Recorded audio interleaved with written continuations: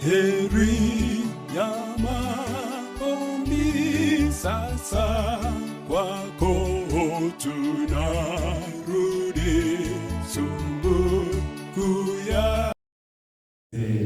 kulitukuza jina lake. Na tunakuja tena katika kipindi kingine. Siku zetu zinaendelea kupungua. Ninaomba zitakapotimia 10, hata kama wewe si student kwamba utakumbuka mambo 8, lakini unaweza kushika hata kama ni 3 kulingana na kapasiti yako itakavyokuwa, ili useme hili nimelishika. Leo tunazungumza juu ya kusimama kama shujaa na kumfuata Yesu. Kusimama kama shujaa na kumfuata Yesu. Ombi kubwa la leo tutakuwa tunamwambia Mungu tufanye kuwa mashujaa. Na Mungu ni wa ajabu tu. Huu ushujaa si kwamba uwe na mwili mkubwa, uwe na kichwa kubwa, uwe na nini kubwa. Mungu anaweza kwa kufumba na kwa kufumbua akawa amekuwa shujaa, kwa sababu Mungu alipenda kumfanya shujaa, naye alimtegemea Mungu kwa mambo yote ambayo alikuwa anayafanya, ambayo yalikuwa ni ya ufanisi. Alikuwa anampa Mungu sifa. Sasa tunasema kwamba simama kama shujaa. Nataka kuanza kwa kusema kwamba wakati mwingi mashujaa wanakuwa wachache tu. Kwa mfano hapa Kenya tukifikiria juu ya Mau Mau tunasema mashujaa wa Mau Mau, watu fulani. Lakini sasa vile itakavyokuwa ni kwamba wale wanaongojea Yesu wote ni wasimame kama nini? Kila mtu ni asimame kama shujaa. Hakutakuwa kuna mtu ambaye hali yake iko chini, kwa sababu kama uko chini hautoboi, ni usimame kuwa shujaa. Na Mungu wetu wa mbinguni anaweza kumfanya kila mtu kuwa shujaa. Nimesema ule mfano wa Daudi, alikuwa mtu mdogo tu, mdogo wa mwili, mdogo wa experience, mdogo wa kwamba alikuwa hajakuwa exposed kwa mambo ya vita, lakini akampa tu shujaa na lile jitu lilishangaa. Sasa nataka tuanze kwanza kwa kuangalia yale ambayo Yesu aliyapitia, na kukuibia siri tu ni kwamba hata sisi kama hatutalala mauti kabla Yesu kuja, lazima tutapitia kipindi kigumu tu, Kwa hivyo ndio maana ni tuwe shujaa, kwa sababu ni mashujaa peke yake ambao watasurvive. Twende katika kitabu cha Zaburi. Saa nyingine ninakuwa na wasiwasi, sijui kama kuna usomi hapa. Nani? Zaburi 41 na aya ya 9. Sasa mbona anajificha? Aya ya 9 inasema, hata rafiki yangu wa karibu nilimwamini, yule aliyekula chakula changu ameniinulia kisigino chake. Hata rafiki wangu wa karibu, ambaye alikula chakula changu aliniinulia nini? Kisigino. Pengine ile fungu ni fupi sana kiasi cha kwamba mpaka hatulielewi linasema nini. Kumbuka siku nyingine Yesu akasema, yeye atakayechovya nani, huyo ndiye. Unakumbuka? Yesu akasema huyo atakayechovya naye, huyo ndiye. Na huyu Bwana alikuwa ni mtu aliyekuwa ameaminika tu katika hilo kundi la wanafunzi wa Yesu, mpaka alikuwa amepatiwa madaraka fulani.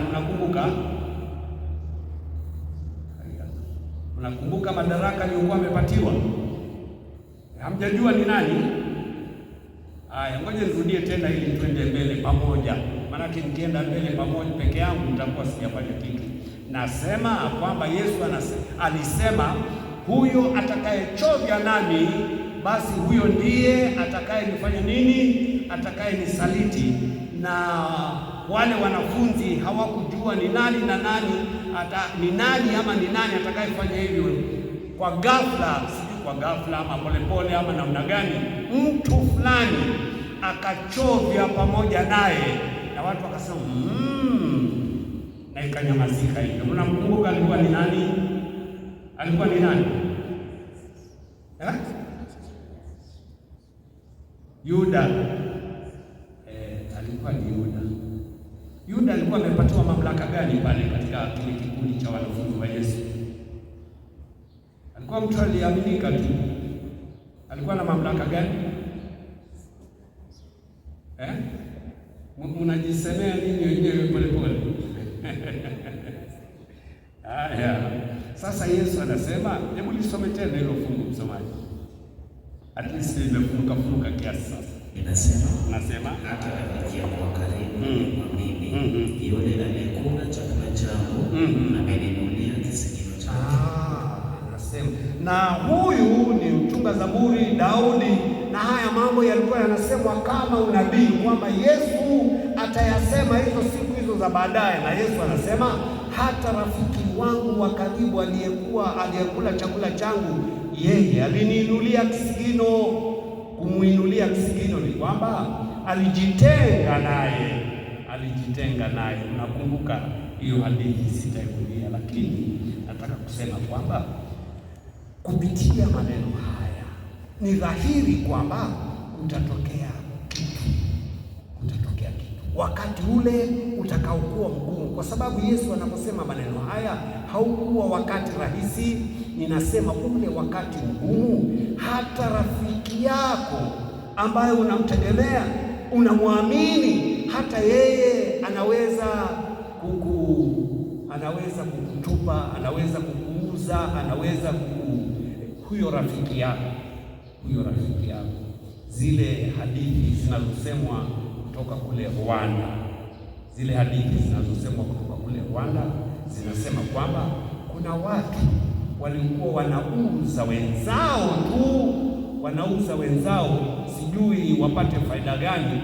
Watu wanajificha pahali fulani, na huyu akifikiriwa kwamba ni mmoja wao, anaenda kwa wale adui, anasema ninajua pahali maadui zetu walipo. Anajitenga na wale, sasa anaungana na wale maadui, na anasema wako hapo, ukienda hivi, ukiteremka hivi, hapo kwa msitu, hapo kwa kanisa, hapo kwa nyumba ya fulani, utawakuta hapo. Na wengi waliuawa kwa sababu walisalitiwa ni marafiki. Ninasema ule wakati mgumu utakuwa mgumu tu, utakuwa mbaya tu, kwa sababu hata yule ambaye unaweza kufikiria ni rafiki yako, basi huyo anaweza kufanya nini? Anaweza kukusaliti. Lakini lile ambalo tunalisema wakati huu kwamba usimame kama nani? Kama shujaa. Usimame kama shujaa, hata kama utasalitiwa, ile mission uliyokuwa nayo usiiwache, usiitoroke, usiseme nimeshindwa, usijiuzulu. Ile mission ni iende mpaka lini? Mpaka mwisho.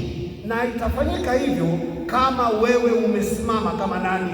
Kama shujaa. Tena itafanyika hivyo kwa sababu utakuwa umeamua kutembea pamoja na Yesu.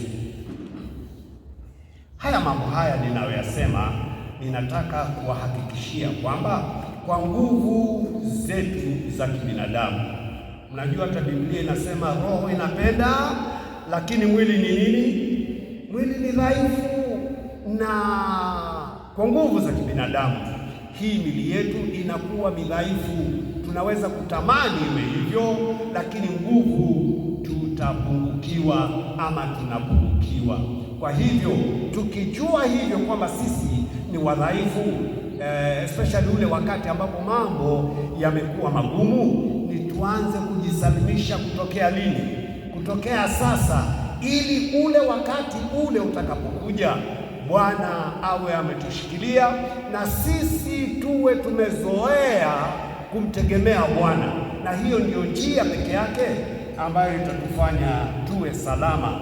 Hata kama tutasalitiwa, ni rafiki zetu, ni ndugu zetu, ni mama zetu, ni baba zetu, tutasimama kama mashujaa.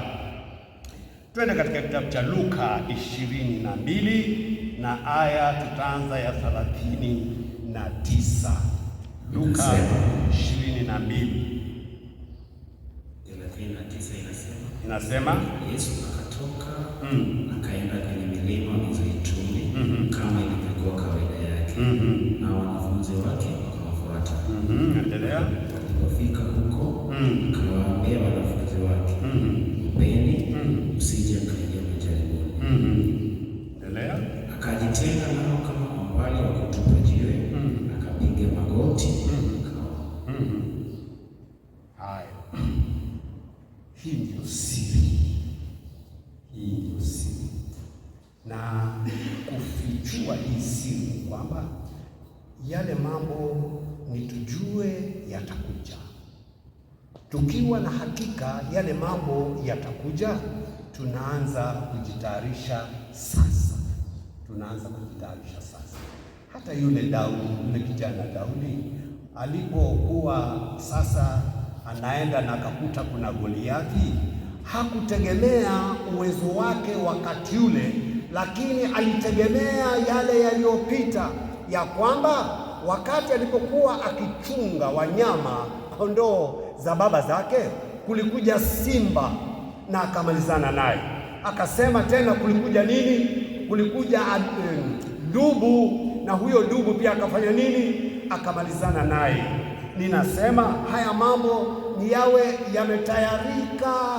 yametayarika, mtu ni aone yale yatakayokuja. Na jambo la kupendeza ni kwamba sisi tunajikumbusha, tunajifundisha, tunajitayarisha kwamba kwa hakika kuna jambo ambalo linakuja. Sasa Yesu akaenda na wanafunzi wake. Angalia, unajua haya mambo tukiyasoma haraka haraka hatuoni ule umuhimu wa kile kilichofanyika. Yesu anaenda na wanafunzi wake, anasema ni wakati wa kuomba, tujililie, kila mtu ajililie. Lakini Yesu alikuwa na mzigo wake, akasema sasa ninyi kaeni hapa na mimi ninaenda kuomba pale. Na Biblia inasema akaenda mbele kidogo kiasi cha kutupa mtupo wa jiwe, akajiweka pale na kuanza kumwabudu Mungu, kuanza kumlilia Mungu. Unajua, kama uko peke yako, pahali ambapo husikii kelele zozote, ni rahisi kuungana na sauti za mbinguni, kwa sababu kuna ule utulivu. Na Yesu alitamani huo utulivu. Ilikuwa ni tabia yake tu kwenda pahali palipo na utulivu ili kujisalimisha kwa Bwana. Sasa ninasema hivi, yale maombi ambayo unaomba peke yako wakati ambapo umetafuta pahali pa utulivu, unaweza kufungua moyo wako na ukamwambia Mungu yale ambayo unayajua, yale ambayo unayatazamia yatakuja, na ukamwambia Mungu udhaifu wako, ili Bwana akutane nawe pahali pale pana udhaifu, ili Bwana akutilie nguvu. Haya, msomaji, ulisoma fungu la 41. Msomaji upo ama ulihama? Fungu la 41. Akajitenga nao kama umbali wa kutupa jiwe, akapiga magoti akaomba. Haya, teremsha aya 42, akisema Baba, kama ni mapenzi yako niondolee kikombe hiki. Tulia kwanza. Yesu anasema, Mungu Baba, wewe unayenipenda. Kumbuka ile sauti iliyosema, huyo ni mwanangu mpendwa, tena ninayefanya nini? Ninayependezwa naye. Huyo ninayependezwa naye. Sasa anazungumza na baba yake, anamwambia, baba, kama ni mapenzi yako, hiki kikombe kifanye nini? Kiniondokee, kama ni mapenzi yako. Anazungumza na Mungu ajuaye anampenda, anazungumza na Mungu ajuaye anampenda, tena yeye ndiye mwana pekee. Sasa anamwambia Mungu, kama ni mapenzi yako, hali hii, kikombe hili, jukumu hili liweze kuniondokea. Lakini Bwana hakumwondolea. Ninasema tuombe ili tuweze kuwa mashujaa kama nani? Kama Yesu. 43 nasema malaika kutoka mbinguni akatokea akamtia nguvu. Haya, hizi ni ahadi ambazo Bwana ametupatia hata sisi wakati ambapo tuko katika hali ya shida, hali ngumu. Mbingu inaangalia na Mungu anaangalia, na akiona kwa kweli umegandamizwa kiasi cha kwamba utaweza kulegea, Mungu hakuachilii vile. Biblia inasema malaika akatokea akamtilia nini? Akamtilia nguvu. Bwana anataka tuwe mashujaa, lakini nitujisongeze kwa Bwana katika maombi, nitumwambie Bwana, nina uhitaji wa jambo hili, na Bwana ako tayari kutupatia ule msaada ambao tunahitaji. Sasa fungu la 44 nasema naye akiwa katika maumivu makuu akaomba kwa bidii, nalo jasho lake likawa kama matone ya damu yakidondoka ardhini. Okay, angalia hilo fungu hilo. Wewe unaangalia kama ni kwa simu yako, kama ni kwa Biblia yako, inasema alipokuwa akiomba, akaomba kwa bidii. Sasa mimi ninaweka mawazo yangu nijaribu kuelewa jambo hili. Tangu alipoenda pale, alipojitenga pale, alijua anaenda kuomba na kumwambia Baba, na akamwambia Baba, kama inakupendeza, kikombe hiki ukifanye nini? Ukiondoe. Lakini Biblia inasema akaongeza, ni kana kwamba dereva anapeleka na anaweka gia nyingine. Sasa anasema akaomba kwa bidii, akaomba kwa bidii. Mungu tusaidie, kwa sababu mambo mengine si rahisi kuelewa. Yaani Yesu alikuwa anaomba tayari, halafu sasa akaanza kuomba kwa bidii, kuomba kwa bidii. Sijui. Yaani sisi tuko wapi? Je, tumeanza kuomba kama vile Yesu alivyowaambia wanafunzi wake, twendeni tukaombe? Halafu Yesu akajitenga akaenda kuomba, tumeanza. Halafu kuna pahali sasa panafika Yesu akaomba kwa bidii. Yaani tuweke bidii, sijui, lakini tuweke bidii, sijui ni namna gani, lakini Yesu akaweka bidii. Kuna ile hali unaomba, halafu ni kana kwamba huna mzigo sana, unaomba halafu unasema Bwana nilinde, ninaenda safari. Lakini kama ukijua pengine kule njiani kuna maadui ambao wanakungojea, pengine ni pahali hatari na ni lazima uende njia hiyo, utaomba kwa njia nyingine. Utamwambia Bwana, unajua nimekuja kwako na hakuna njia nyingine ambayo mimi nitaenda isipokuwa hii. Sasa Mungu wetu, ninaomba uniokoe tu, ninaomba uniajalie. Unaomba kwa njia nyingine, na Biblia inasema Yesu akaomba kwa bidii mpaka jasho lake likageuka likawa nini? Likawa jasho la damu. Bidii. Sasa nataka kusema hivi, huwezi kuwa unaomba tena na unachukua muda wako kuomba. Huwezi kuomba kwa bidii kama huna mzigo. Sijui hilo neno kama ndilo sawa. If you don't have a burden, Unaenda kuomba kwa sababu watu wameambiwa basi gawanyikeni, tugawanyike alafu tuombe, na huna nini? Nikisema mzigo tunaelewana. Huna uzito wowote, huna mzigo, you don't have a burden in your heart. Lakini here Jesus had a burden. Jesus had a burden. Alikuwa ule msalaba unamkodolea macho. Kile kifo cha milele na milele kilikuwa kinafanya nini? Kinamkodolea macho. Ukombozi wa mwanadamu ulikuwa unamkodolea macho. Aidha aukomboe ulimwengu ama ulimwengu ukose kukombolewa, na yeye alikuja ili ukomboe ulimwengu. Huo haukuwa mzigo rahisi.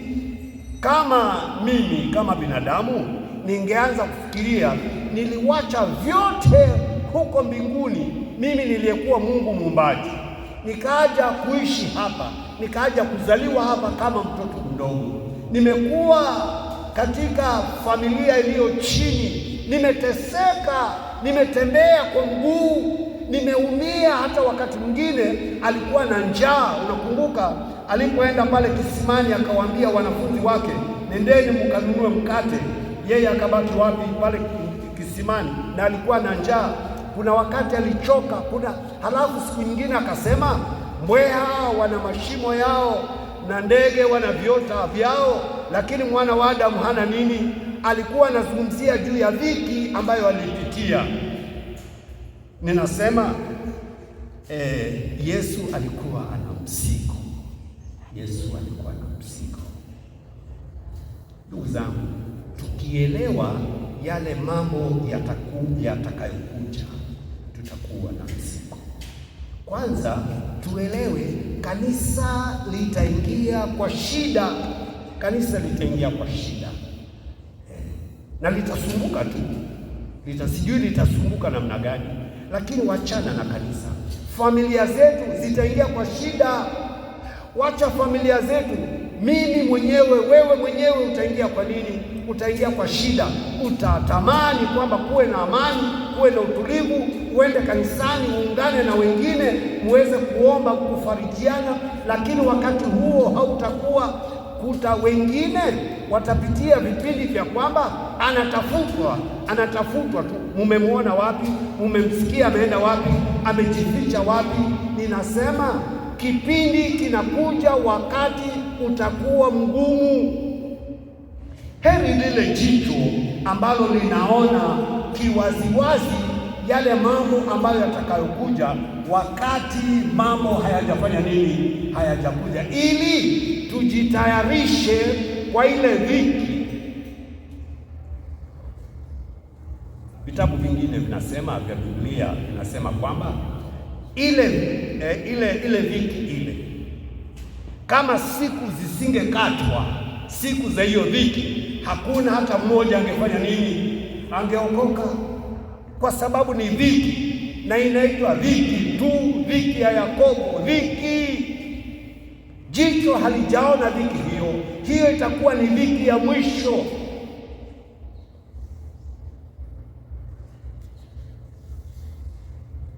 Kama tunataka kufaulu, ni kwamba tujitayarishe sasa. Ngoja tufikirie jinsi ya kujitayarisha katika family setting, baba na mama na watoto. Kama mama umezoea kumtegemea baba akukumbushe kwamba leo tunaenda kanisani, utakuja wakati baba hata kuwako wa kukumbusha kwamba tunaenda wapi? Tunaenda kanisani. Kama baba umezoea mama ndiye anakuencourage kwenda kanisani, kurudisha zaka kikamilifu, kutoa sadaka za ujenzi na kuingia katika mikutano na kufanya kazi yako ya kanisa kwa bidii. Kama mama ndiye anakutilia moyo, ndipo ufanye hivyo. Utakuja wakati mama hata kuwapo. Nataka watoto wetu wafahamu ya kwamba lazima wajue kutakuja wakati hakutakuwa na baba karibu na hakutakuwa na mama karibu, watakuwa peke yao. Watoto wetu sasa wako shule, Kama hiyo dhiki ikianza hapa, tutawaleta watoto kutoka kule shule ili tuweze kusema sasa tufanye hivi kwa pamoja, tuombe kwa pamoja, ama wao itabidi wajitetee huko. Nataka kukuambia kwamba hao watoto ni lazima wao wajue jinsi ya kujitetea, ili watakapokuwa huko walipo, mambo yakitokea, wawe wanaweza kufanya nini? Kujitetea.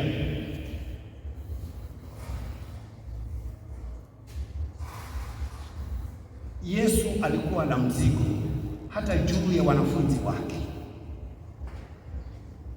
Alijua yeye ataenda, lakini atakapokuwa ameenda, wanafunzi wake wataingia katika shida. Hata siku nyingine akawaambia wanafunzi wake kwamba mtalazimishwa kuenda pahali ambapo hukusudia kufanya nini? Kuenda, na bado utaenda tu.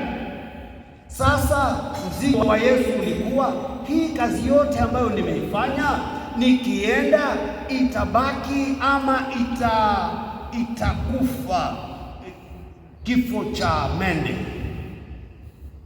Kwa sababu hawa wanafunzi wakipigwa na kuumizwa na kuteswa na wakiogopa, hiyo kazi inamaanisha kwamba kazi yote itafanya nini?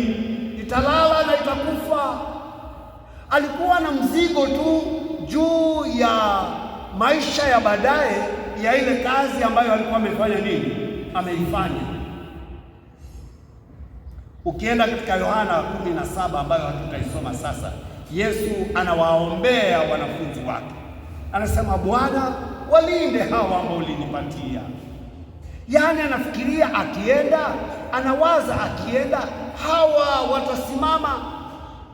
Akimwangalia Petro, anakumbuka vile jogoo lilivyowika mara ngapi? Mara 3. Akiwaangalia wale wengine, anauona udhaifu mwingi tu. Huu ndio mzigo aliokuwa nao. Ninasema kwamba aliomba kwa bidii kwa sababu alikuwa ana mzigo. Kama sisi hatuna huo mzigo, basi tumuombe Mungu atufungue macho ili huo mzigo afanye nini? Tuweze kuuona, ili tuweze kushughulikia. Na kushughulikia ni kwamba tuweze uwe mzigo wetu, na tumwambie Bwana, huu mzigo utakuwaje? Utausuluhisha namna gani? Ili tuweze kuanza kuomba kwa bidii. Kuna mambo mengi tu ambayo tunaweza kuyafikiria. Mimi wakati mwingine hufikiria kuna mzigo ambao sijui kama tunajali ama hatujali. Mimi sitaki kuuliza swali ambalo pengine litaweza kuwachokoza watu wengine, lakini nikiuliza ni wakina nani ambao ni indigenous people hapa, walioko hapa, sijui kama nitapata 50% ama ni 30% ama ni 20% ama ni 10% ngapi? Mnafikiri naweza kupata 10% ngapi? Hata hatuna habari. Yaani si mzigo wetu, si uko pale kando, huo si mzigo wetu. Si mimi ninakuja kanisani na familia yangu, yaani huo si mzigo wetu, huo si mzigo. Hili kanisa litakuwaje? How will it grow? Tukiwa hapa Voi, how will it grow? Shida ikija sasa hivi, ni nini kitakachofanyika? Na watu hawajapata habari ni nini kitakachofanyika. Sincerely, hatuwezi kwenda mbinguni kama hawa wenyeji wako hapa na hatukuwaambia, hatukuwashughulikia. Sasa watasema kwamba mbona hamkutuambia? Mbona hamkutuambia? Siku nyingine huko nyuma, siwezi kukumbuka, kichwa changu saa nyingine kinarukaruka, siwezi kukumbuka kama ni mwaka gani, lakini mnakumbuka ule mwaka ambao Twin Towers kule Amerika zilichomwa, ni ndege aliruka kwa hiyo Twin Tower na ikawaka moto, mnakumbuka? Mimi sijui ni mwaka gani.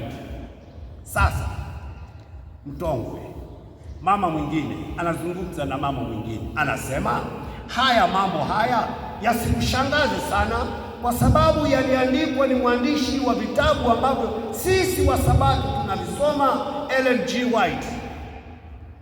Sema yule mama akashangaa, yaani mliyajua na mbona hamtuambii?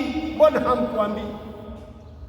Yaani tunafanya kwamba hiyo ni matirio ya wakina nani yetu, hatuna mzigo. Wachana na hiyo mambo ya Twin Towers hiyo. Lakini kuna vitu ambavyo sisi tunavifahamu na majirani hawajafanya nini? Hawajavifahamu. Tunajali ama hatujali? Ni mzigo wetu ama hatuna habari? Kama hatuna habari, basi nataka kusema kwamba huu ndio mwanzo wa kuwa careless juu ya yale mambo yatakayofanya nini, yatakayokuja. Kama ni kitu tunakiona na hatujali. Mungu atusaidie. Mungu atusaidie. Nataka kusema hivi kwamba mwanzo wa kutokujali ni kwamba dhambi zetu hatuzisalimishi kwa Bwana ili tuanze kutakasika. Hilo ndio jambo la kwanza. Yaani tuko careless hata juu ya maisha yetu ya kiroho. Yaani tunakuwa giants namna gani? Tunakuwa majitu namna gani? Tutasimamaje kule? Kumbe hatua ya kwanza ni kuzisalimisha dhambi zetu kwa yule ambaye ana njia ya kuzifuta. Ndipo kusoma katika kitabu cha Yohana wa kwanza sura ya kwanza fungu la 9 anasema yeye ni mwaminifu, tukiziungama dhambi zetu atafanya nini? Hamlijui jamani, nasema kama tukiziungama dhambi zetu, yeye ni mwaminifu na wa haki, atatusamehe dhambi zetu, tusafisha kutoka kwenye udhalimu wote. Atatusafisha yale majitu, wale giants ambao watasimama hata wakati wa taabu, ndio hawa ambao dhambi zao zilifanya nini? Zilisamehewa, wakaondolewa udhalimu wao, na wanasamehewa kwa sababu wamezikiri kwa Bwana, wameungama kwa Bwana. Sasa tukizungumza juu ya giants, tukizungumza juu ya majitu wa imani, ni tunazungumza juu ya watu ambao waliona haja watakasike. Bwana Yesu asifiwe sana. Kule kutakasika ndizo nguvu za yule ambaye anamngojea Yesu, kule kutakasika. Angalia Isaya 59 na aya ya 2 inazungumza juu ya udhaifu tena. Isaya 59 na aya ya 2, somaji. Aya ya 2 inasema lakini maovu yenu yamewatenga ninyi na Mungu wenu, dhambi zenu zimewaficha ninyi uso wake ili asisikie. Yule Bwana ambaye tulisema ndiye mwenye mamlaka yote ya duniani na mbinguni, huyo Bwana, that Lord, Biblia inasema kwamba dhambi zenu zimefanya mpaka uso wake hatuoni. Sasa kama hatuna uhusiano mwema sisi na Bwana, sasa zile nguvu zitakujaje? Kama kuna ukuta wa dhambi, kama kuna giza, hata tukiomba ni kana kwamba yale maombi yetu hayatoboi, hayaendi kupitia, kama yatapitia wapi yale maombi? They don't go through the wall of sin and iniquity. Sasa Bwana atarushaje nguvu? Bwana atarushaje nguvu kama uso wake umefunikwa? Na haukufunikwa ni kitu kingine, umefunikwa ni dhambi za nani? Ni dhambi zetu, mpaka hatuoni. Sasa zile nguvu tutazipataje? Zile nguvu tutazipataje? Nataka kusema kwamba ule udhaifu unapata pahali pa kupenyeza, pahali pa kupenyeza. Mimi nikitazama mambo haya ninaona kuna umuhimu tuwe uso wa Bwana. Tunafanya nini? Tunauona uso wa Bwana, tunauona ili unapong'ara tunajua uwepo wake uko pamoja nasi. Na huu uso wa Bwana tunauona wakati ambapo zile dhambi zetu zinatutetemesha. Tunamwambia Bwana, kwani hii dhambi lazima iwe hapa kila siku, niondolee Bwana. Na ukimlilia Bwana namna hiyo, anakuondolea dhambi, na sasa unaanza kuwa na uhusiano mwema naye. Isaya 64 pale mbele, Isaya 64 na aya ya 6 nasema sisi sote tumekuwa kama mtu aliye najisi, haya matendo yetu yote ya uadilifu ni kama matambaa machafu. Sisi sote tunasinyaa kama jani, na kama upepo nguvu yetu tupeperusha. Mimi ninaposoma fungu hili ninasikia udhaifu tu, kwa sababu neno linasema kwamba yale matendo yetu ambayo tunayaona kwamba ni mema, anasema mbele za Bwana yananuka, si kunukia, yananuka uvundo, hayafai, mpaka mtu anaweza kutapika. Ni mabaya, ni machafu. Yale matendo ambayo tunaona sisi kwamba ni mema, basi mbele za Bwana ni machafu, hayastahili. Lakini Mungu anaweza kutusafisha tu mpaka tukawa safi. Mungu anaweza kutusafisha, si kwamba hawezi, anaweza tu. Na njia rahisi ni kule kumwendea, kumwambia Bwana, hivi ndivyo nilivyo mimi, hivi ndivyo nilivyo, niko vipi? Ni mbaya tu sana. Unaona, Paulo alipokuwa anajiangalia akasema kwamba wenye dhambi wote mkubwa wao ni nani? Alisema mkubwa wao ni nani? Akasema yeye ndiye mkubwa wa wenye dhambi wote. Hiyo ni hali ya kujisikia kwamba hustahili kabisa, kwa sababu hata lile jema unalojaribu kulifanya, kama Bwana haja kupatia uwezo ulifanye vile anavyolitaka, bado jambo hilo ni harufu mbaya kwake. Kuna mtu alijijua kwamba ana ubaya mwingi tu. Kisoma Daudi, kitabu cha Zaburi 51, Daudi anasema mimi ni mbaya, na ule ubaya haukuanza wakati wa ujana wangu. Ubaya haukuanza wakati ambapo nilikuwa ninatembea. Anasema ule ubaya wangu haukuwa wakati ambapo nimeoa. Anasema nilipokuwa ninazaliwa, nilitungwa mama yangu. Mnajua hilo fungu lina Daudi alijipeleka mpaka kule nyuma. Hebu tusomee aya ya 7. Hebu hayo mambo mengine tutayarukaruka. Aya ya 7, somaji, Zaburi 51.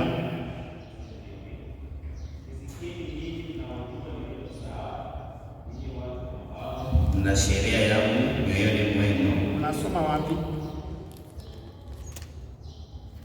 Hiyo ni Zaburi 51. Somaji. Unisafishe kwa hisopo, nami nitakuwa msafi. Unioshe, nami nitakuwa mweupe kuliko theluji. Kizungu kuna neno ambalo ni zito tu. Hilo la Kiswahili ninaliona kana kwamba ni lembamba kidogo, ijapokuwa liko sawa, lakini ninaliona ni lembamba kidogo. Kizungu anasema purge me. Sijui, si kuosha tu, lakini ni kana kwamba anakwaruza, ana kitu cha kukwaruza ule ubaya ulioshikamana na moyo wake. Anasema purge me, uondoe huu ubaya, ili kusiwe na kadosari hata kamoja. Niondoe Bwana, na unaweza kuniondoa, unaweza kunitakasa kiasi hicho, unaweza kukwaruza. Unajua, Daudi anasema hiyo dhambi imegandamana na mimi, ndiposa hilo neno linatumiwa purge me, kwaruza, ondoa. Ile sabuni ya hisopo, sijui ni sabuni ya namna gani, kama ilikuwa ni detergent ama mimi sijaiona hiyo hisopo, lakini inaonekana ilikuwa kana kwamba ilikuwa ina bleach, inaweza kutoa hata madoadoa ambayo yalikuwa stains, alama ambazo zilikuwa hazitoki. Ndipo mtunga Zaburi anasema purge me ile hisopo, nitoe. Na alijua, aliamini kwamba Bwana ana uwezo huo wa kumsafisha, hata ingawa hizo dhambi zilikuwa zimekaa kwa miaka na decades, yani zilikuwa zina layers. Kiswahili sijui nasema nini, zina layers, layer ya kwanza, layer ya pili, layer ya tatu, layer ya saba, yani zimegandamana kwa moyo wake. Ndio Daudi anasema Lord purge me. Unajua, tukijijua kwamba tu wabaya kiasi hicho na tunatamani kuwa wasafi, ni tutamlilia Bwana, tutamlilia Bwana. Ninyi mnaonisikiliza, ukiona ile dhambi yako haijalishi sana, basi hapo utakuwa una mzigo.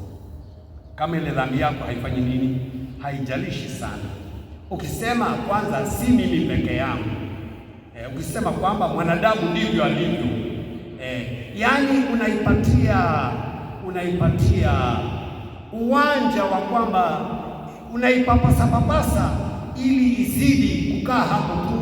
Lakini Daudi alikuwa amesimwa, Daudi alikuwa anakereka jinsi alivyokuwa, Daudi alikuwa anapenda kuwa mtu mwingine.